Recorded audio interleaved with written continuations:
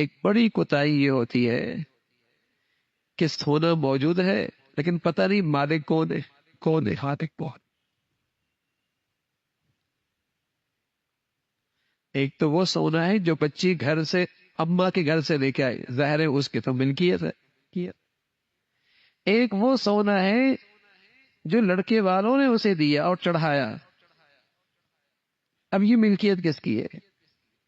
اب کسی کو نہیں پتا ہوتا۔ نہ بیوی زکات دے رہی ہوتی ہے، نہ شوہر ادا کر، پھر ایک وقت آتا لڑائی ہوتی ہے، وہ کہتا میں مالک، وہ کہتا میں مالک۔ جب تک زکات دینی ہے کوئی ضرورت محسوس نہیں کرتا کہ طے کر لیا جائے کہ مالک ہے کون۔ زندگی گزر رہی ہے، اور جب تک زکات نہیں دیتا اس کا مال گندا ہوتا ہے، اس کے زیورات میں نحوست ہوتی ہے، اس کی مالیت میں گندگی آ جاتی ہے۔ زکات ہے ہی اس لیے کہ تاکہ اسے پاک کر دے۔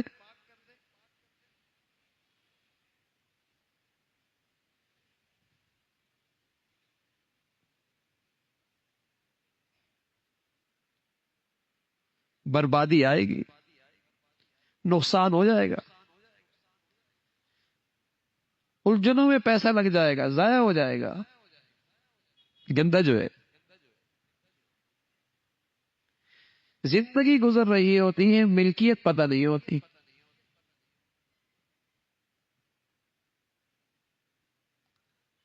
پتہ ہونا چاہیے کہ یہ جو بچی کے پاس، عورت کے پاس سونا زیورات ہیں، اس کا مالک کون ہے؟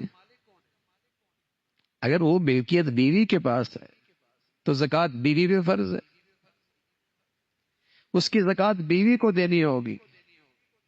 شوہر کے ذمے فرض نہیں، دے دے گا، احسان کرے گا، لیکن دیتے ہوئے بتانا ہوگا، بغیر بتائے زکات کوئی نہیں ادا ہوگی، اس لیے کہ ہر ایک کا فریضہ الگ ہے۔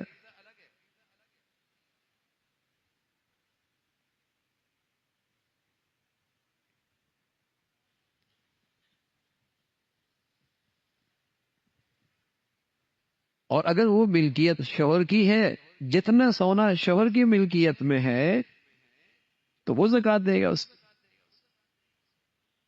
لیکن اگر بیوی کی ملکیت ہے پھر اسے اختیار، پھر اسے شوہر سے پوچھنے کی ضرورت نہیں، جس کو چاہے دے دے، جہاں چاہے خرچ کر دے، جہاں چاہے اس کو استعمال کر دے، اس کی ملکیت ہے ملکیت،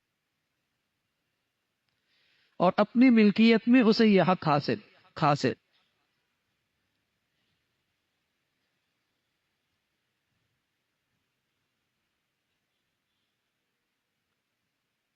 بھئی فرض ہے، کوئی نفل تو ہے نہیں، فریضہ ہے اسلام کا، اور اسلام کے بنیادی ارکان میں سے ہے۔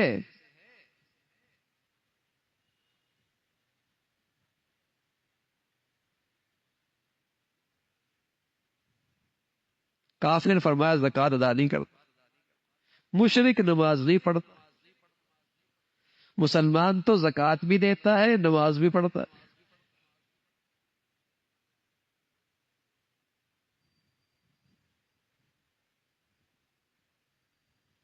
تو ایک طبقہ یہ تو جانتا ہے کہ زکات کا فریضہ ہے، لیکن لا علمی اور جہالت ہے، زندگی گزر رہی ہوتی ہے، زکات کا فریضہ صحیح ادا نہیں ہو رہا، اور اس کی نحوست ہوتی ہے پھر